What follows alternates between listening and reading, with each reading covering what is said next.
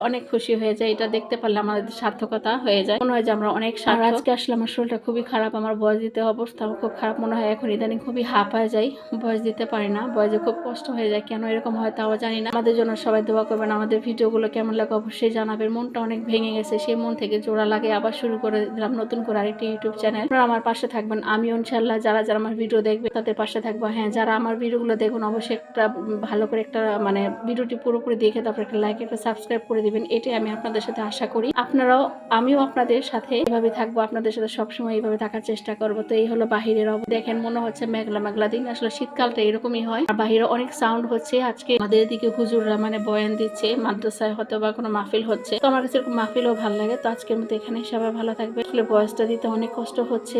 আপনারা সবাই ভালো থাকবেন আর দোয়া করবেন আমাদের জন্য আর আমাদের ছোট ছোট পাখির বাচ্চাদের জন্য।